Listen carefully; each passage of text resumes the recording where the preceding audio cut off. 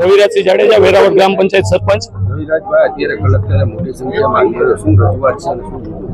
સાહેબ, છેલ્લા 2 મહિનાથી અમે નેશનલ હાઈવે ઓથોરિટીને ગ્રામ પંચાયત, તાલુકા પંચાયતના સદસ્ય, ધારાસભ્ય અને સાંસદશ્રી દ્વારા બધાના લેટર દ્વારા અમે જે એમને રજૂઆત કરવામાં આવી હતી કે જે ભાઈ આ બ્રિજ અત્યારે બનાવવામાં આવે છે એ લોકહિતમાં નથી અને બંધ કરવામાં આવે।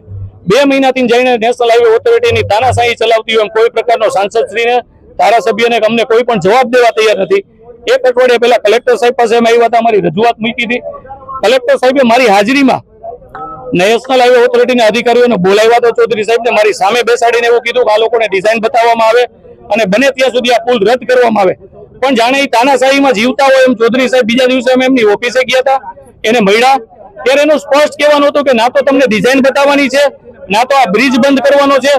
તમારે ત્યાં જે થતું હોય તમે કરો, અને આ બ્રિજ બંધ કરાવવા માટે તમારે દિલ્હી રજૂઆત કરવી પડે તો અમે દિલ્હી જવા તૈયાર છીએ। હાલ સાપર વેરાવળ જે છે એ જંકશન છે, અહીંયાથી 250 મીટરે ઇન અને આઉટ આવેલું છે, ઉતરવા અને ચડવા માટેનું કટઅપ આવેલું છે।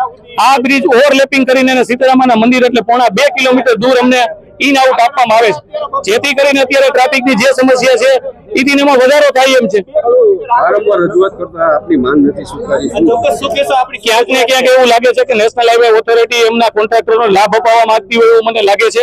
એના હિસાબે અત્યારે અમને જવાબ મળતો નથી।